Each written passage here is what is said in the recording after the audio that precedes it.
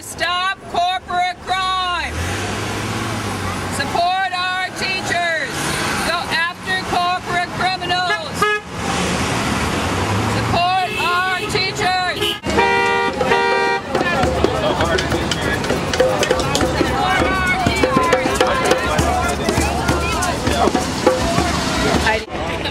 We are demonstrating about the budget cuts from the state in education. Well, they say they don't have any money at the state level. Well, they have money for other things. First thing they cut is education, every time. And it's not fair. We've been cut till we're bone dry. We don't have any more to cut. It's not fair to the kids, it's not fair to anybody. And how has it affected you and your students? Are you a teacher here in Richmond? I am. What is it like being a teacher with all these budget cuts? Well, let's see. I don't have as much to spend on my classroom because I don't take home as big a paycheck. Not that my paycheck was big in the first place. You were spending your own money in the classroom? Absolutely. Every year. You know, at Kensington we have a little different situation as far as, because the parents are, you know, they're very good about raising money for programs and stuff. But the rest of the schools in the district are suffering greatly. And I taught at Bayview and Valley View and Pinole Middle, and you know, they're a mess. Does this make you angry? Hell yeah. Yeah. I mean, doesn't it make you angry? Well, what's the solution? Stop cutting the education budget. That's not the problem. What is the problem? The problem is we're spending too much money on things like improving the correctional facilities and things like that, and we should get rid of Prop 13. Obviously, that's not working, hasn't been. I was a child in California, and we were in the top 5 states in the country when I was going to school here before Prop 13. Ever since Prop 13, we've gone downhill. We're number 49 now out of 50, and that's just not acceptable. Yeah, but our change, that's right, buddy. Yeah. Okay, I'm Mary Flanagan from United Teachers of Richmond, and we're at the demonstration today because California is in a state of emergency, and we know that the money is in California and we want to make the corporations pay. California is the 8th largest economy in the world. It's home to 57 of the country's largest corporations, and right in our West Contra Costa Unified School District is the Richmond refinery, and they're fighting the city of Richmond to get $60 million in property taxes back. And California has 84 billionaires with an estimated total wealth of $250 billion.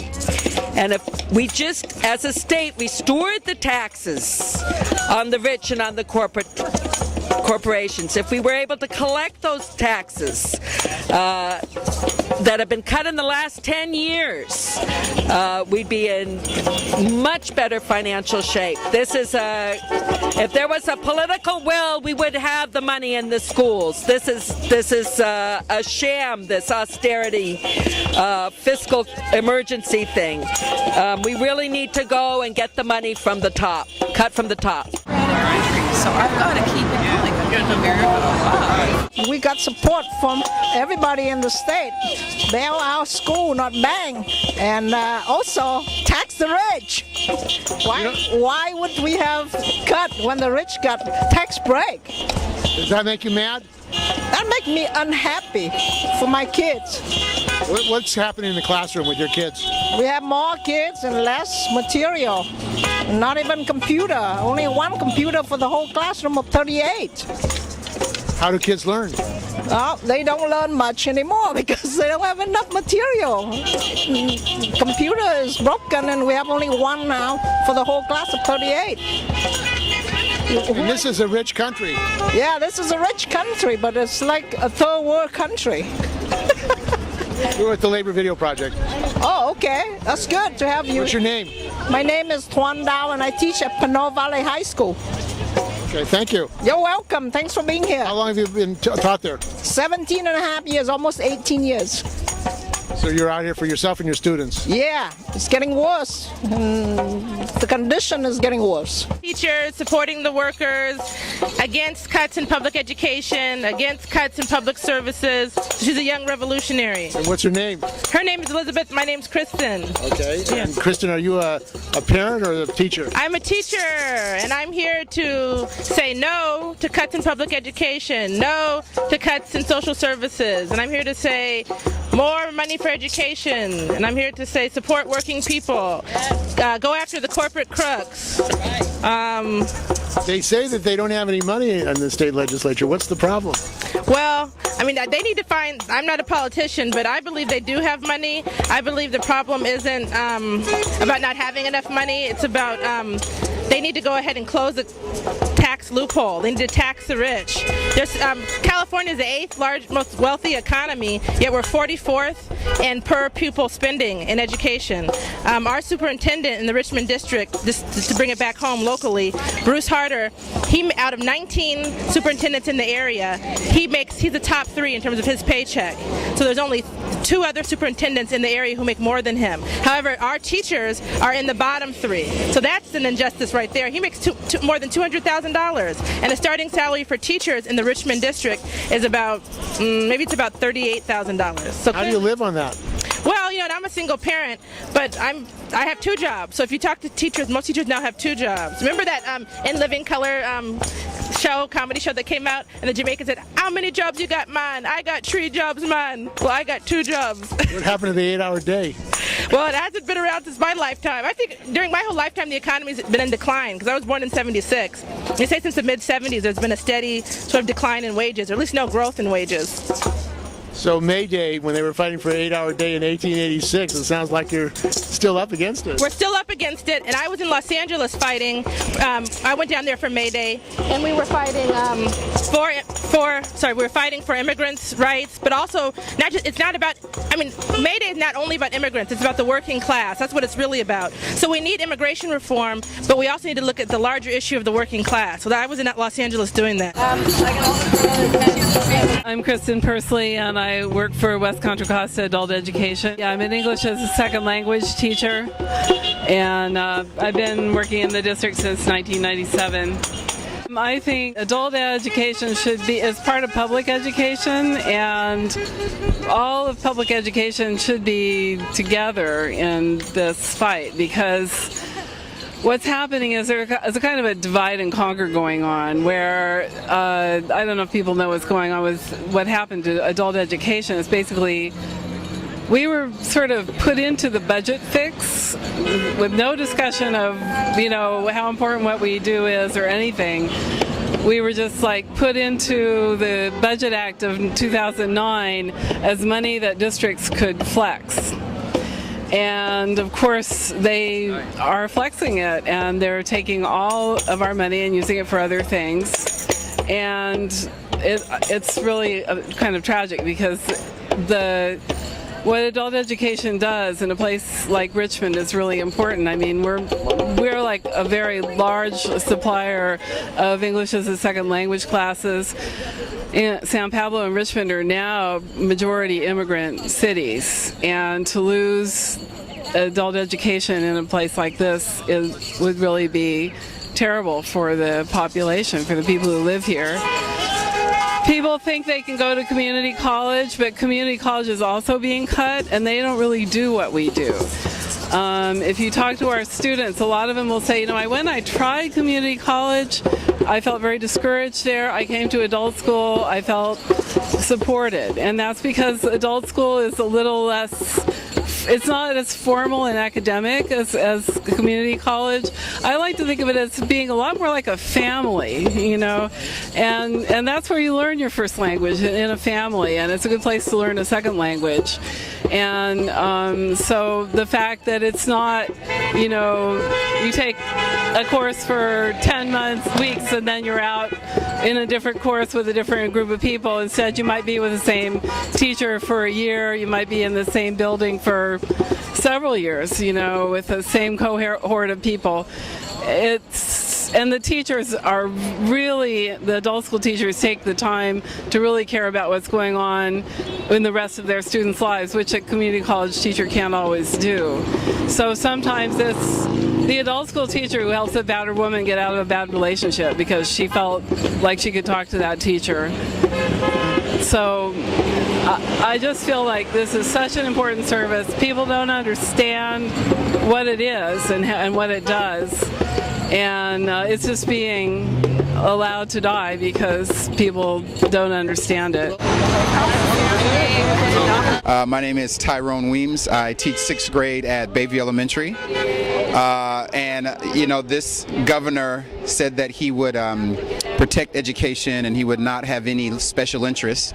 But just, I think it might have been 2 weeks ago, he gave the police union, one of the strongest unions, more time off and higher pay, which completely went against what he said he would do. So I've lost my confidence in this governor. He was supposed to protect education, and what he ended up doing was giving money to jails and prisons and inmates over giving money to educators and children who are to keep the children out of jail. If we keep building more jails, then we build less schools. We have bigger classroom sizes, and that's a problem in and of itself. So instead of funneling the money towards education and teachers and students, we have funneled it back towards the prisons, the jails, and the it's the word that I'm looking for, I can't think of it, the correctional officers union, which is a major problem in California. So I am upset. I think. Did you vote for Jerry Brown? I actually did vote for Jerry Brown, and I voted for Jerry Brown because I really thought that he would do a lot of the things that he said, but I also thought that he would be a better communicator for President Obama. So I kind of put the two together. But for him to give the money, for me, he basically turned his back on us. For him to have given the money and more time and a higher pay rate to the correctional officers and completely didn't do anything for teachers is to me a slap in the face. So I'm very angry, and he won't get my vote the next time, that's for sure. Well, there's a whole drive for charter schools, privatization. Right. President Obama, Secretary of Education Duncan, what do you think about that? You know, I used to be completely against charter schools. I'm still against the privatization, but I see that with charter schools there can be some success. However, I do believe wholeheartedly that if we were to pump money into schools, into public schools, there would be a higher level of success. We have, whenever they spotlight a charter school, they spotlight all the extracurricular activities that they do, the music, the PE, the dancing, all of the field trips. Well, that's what they've taken away from public schools. So you don't have those electives anymore in public schools? Don't have those anymore in public schools. Our music program is gone. We have kindergarten teachers who used to teach PE who are now teaching spelling, which is ridiculous. So we're, as the teachers, are to teach the PE, which I'm fine with. However, if they want us to compete with the charter schools, if the private schools, then we have to bring back the things that keep the children in school, which are all those extracurricular activities. We can't say, let's have better schools, but take away music, PE, art, dance, field trips. All of those things are carrots that bring the children in. If they're taking those carrots away, then what brings the children to school? My name is Abigail Sims Evelyn, and I teach at Lavanya Dijon Middle School, and I'm a teacher, of course, here in the West Contra Costa Unified School District. I'm also a product of the Richmond schools. My 11 brothers and sisters and myself all graduated from these schools, and we have, when we became educated, we returned to these schools to work, and it is very disheartening to see, really difficult decisions that are made sometime in the favor of others as opposed opposed and not really much in the favor of the children who really need it the most. And I'm really disappointed with decisions that are being made and how they're being made. So I came out today to let everybody know that I have a voice, and I'm very proud of my voice. And my voice says that what we need to do is to stand up for the rights of the children and the teachers at this and within this district, and that we do not have to accept the privatization of schools. We do not have to accept the abusive treatment from an administration that would allow us to try to work in archaic and chaotic situations. We do not have to accept any type of mistreatment in that way. And as far as I'm concerned, slavery ended quite some time ago. My shackles have been loosened, and I let you know that today that I'm able to walk freely among the people and give the service which I'm very happy to do. My name is Diane Hall. I'm a retiree, recent retiree in June. Retired early, hoping to get the medical coverage in retirement, although from month to month they could cut that out from under us. Anyway, but now that I'm retired, I have more time to get out and become more active in supporting our teachers. So you didn't want to retire? I wanted to retire to the effect I wanted to do more of what I love to do, which is art and theater with children. And more those activities have been restricted in classrooms, and they don't exist even. They've been cut, especially for the Title I schools that don't even have PTAs like the richer schools to keep art and music and theater classes going. What is the future of working class students in public education in Richmond and California? Well, the effect on the working teachers, which is going to be devastating, with probably the eradication of class size reduction and teachers not even being able to get the proper supplies to teach their children with, it's naturally going to affect the children. Your classroom is one organism composed of the teacher and the children. Whatever teachers have to put up with, the children will be very affected by. Well, they say that they don't have the money in the budget for education. Well, when you look at what's happened with corporate corruption in this country and how, specifically in the state of California, but more specifically in West Contra Costa Unified, corporate corruption in the form of these fake mortgages that led to tremendous, I forget the percentage, of foreclosures and the tremendous cut in property values that stripped millions from West Contra Costa's district education budget. So are you saying that the banks and these foreclosures ripped off the people of West Contra Costa County? Well, yes, I certainly do. And I could go into the history of how we were ripped off before by the lottery, which education was supposed to be funneled into education, if we can remember that. And I believe it was Schwarzenegger, or probably the governor before that started taking that, supposedly borrowing it for the general fund. But it never got repaid to teachers. We want that money back. That was cost that affords, or I'm sorry, babbling. That amount of money is a significant amount of money that we were never paid back. Millions and millions of dollars. Well, what do you think about the fact that California is one of the wealthiest states in the country, has 84 billionaires, and one of the signs says, a lot of wealth. Chevron is here in this district. They're making billions of profit. Well, that's just to sidetrack us, you mentioning Chevron. Chevron itself, they've done a lot of work in the communities, pouring lots of money into different programs supporting the community. But I really feel we should get them restricted get them under the oil severance law, which would bring millions into us. It's just a tax on the amount of oil they extract. And California is only one of the 4 states in the entire union, entire 50 states, that doesn't have that oil severance tax. Even Sarah Palin, bless her little heart, was able to get that instituted in Alaska and turned around, Ms. Palin did, and gave all that money, put that money into the education budget there. Why can't we do that? Well, you have a Democratic governor, Jerry Brown. You have a Democratic legislature. These lands are public lands, state lands. I mean, they could order that. Why haven't they done that? I don't know, although I have to say I'm vastly relieved that Jerry Brown is our governor now, because we can all criticize our politicians on whatever side you're on, but I think we've got to look at the positive, and I think he has his hands very full. He's doing a lot of wonderful work, turning turning things around. But I think it's just a matter of, him being able to check off his list of things to do. But I'm hoping he will I'm sure that he's behind that. Whether he can get to it right now is another question. We need to be patient. My name is Nathan Sampson. I'm a teacher, a high school teacher of social science, U.S. history, and AP World History at El Cerrito High School.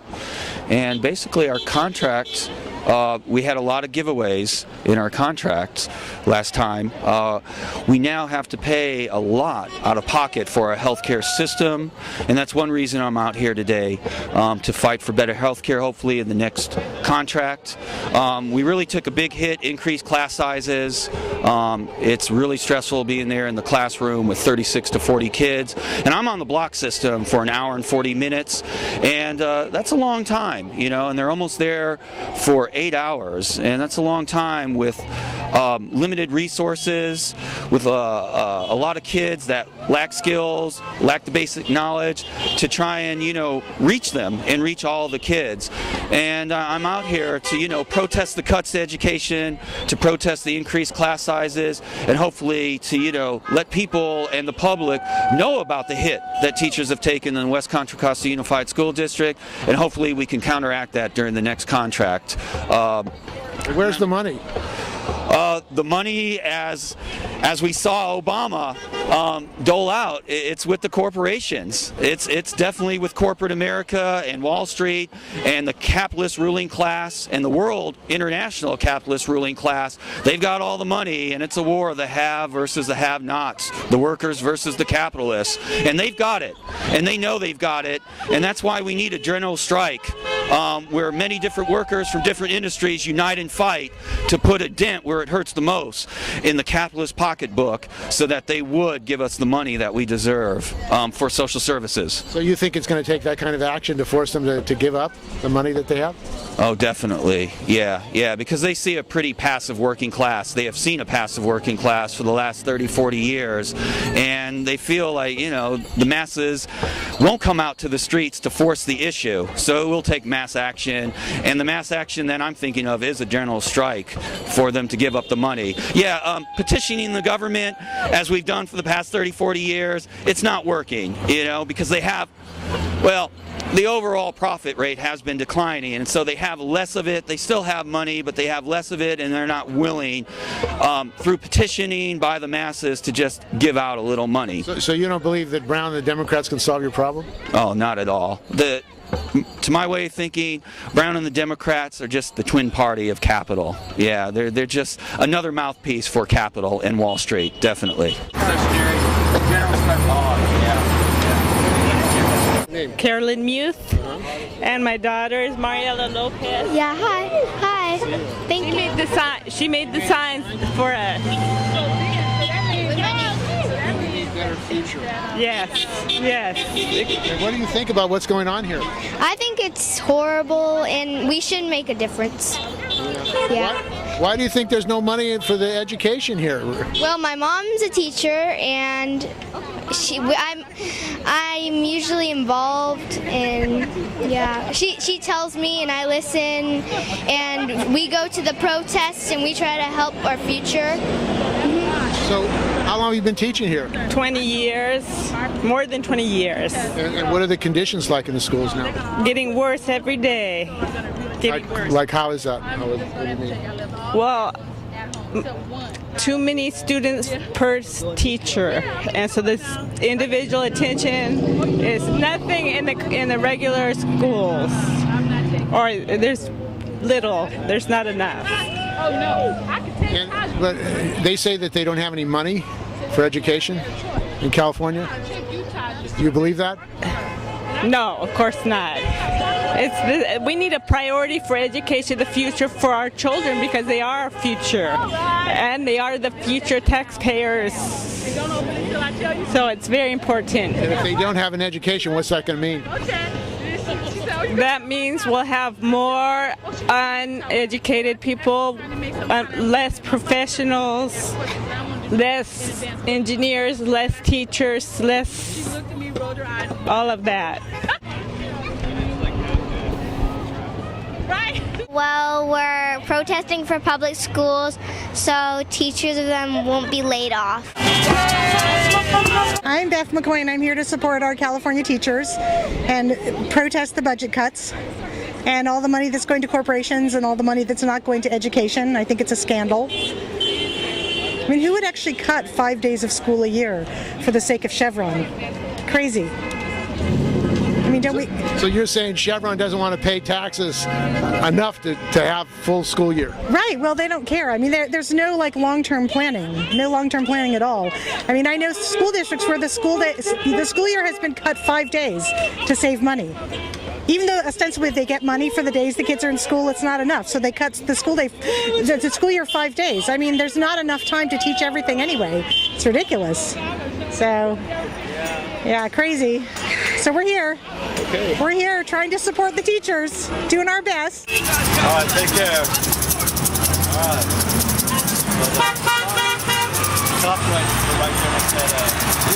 Understand that education is being rated. We need the public aware that we need some type of revenues coming in to keep these schools going, lower class sizes, and for me, bringing back electives in our schools. So there are no electives in the schools anymore? About one or two. I'm probably the only elective teacher out there, but electives are off the table. And most programs for next year, if funding doesn't come around, there'll be no electives, no music, no arts, no shop classes, no voc ed class, no leadership classes. What does that say about the priority of this country for education, for public education, for young people? That's a good question. I really believe that what it's saying to me is that just open the doors of the school, babysit my children. That's basically what I'm hearing, is that there's no funding to take care of them, to educate them. I mean, there's nothing in the schools now that even talk about civics. You know, what is your city about? What is your state about? All we're doing is teaching the kids to take a test. And that information is going in one ear and out the other. After that, we test it today. After that test is over, they're back to playing games. Are you saying that the testing scheme of President Obama and Secretary of Education Duncan is a sham? It is a sham. It's a sham to the point where they're trying to push us into privatization and into charter schools, and which has never proven that they've improved anything. How are they trying to do that? By bleeding us, taking all the funding away, and everything that comes to us now comes in a grant, in the form of a grant. So, well, how do you explain Congressman George Miller, who's a Democrat here in this area, supporting No Child Left Behind in these schemes? Well, George Miller, I really don't understand. I mean, he's from this area, his family's from this area forever, and he never comes to the table, even talks to the teachers and asks us what would we like, or what are our needs. He's just a neighborhood politician. He wants your votes and your money. Every election he does. He really does. I mean, he's a good politician. He's a good leader, but education is not a top priority of his. I didn't know that. I can't take credit. I am Carrie Wallen. I work for the California Teachers Association, and I am here in support of public education, teachers, students, and hopefully getting some action from our communities in contacting legislators, the governor's office, and whoever needs to be contacted to get some measures on the ballot or to have some measures passed by the legislature themselves so that we can keep the funding for public education. Well, as other teachers have said, that you don't even have an oil depletion tax here in California, that there's a lot of money that can be raised. How come there haven't been initiatives on the ballot to really make the rich, the wealthy pay in California? Yeah, I think that's a good question. And what I'm seeing perhaps across the country, what I see anyway, and this may just be my own perspective, is that perhaps the rise of the middle, which is much needed. Maybe the middle has been silent for a long time, the workers have been silent for a long time, and hopefully we can get some of those initiatives on the ballot as the silence is broken. Union members get together. Sharon, I'm here with my daughter. She's also a student. Hi, I'm Samantha. Hey, you're Samantha. I sing on it.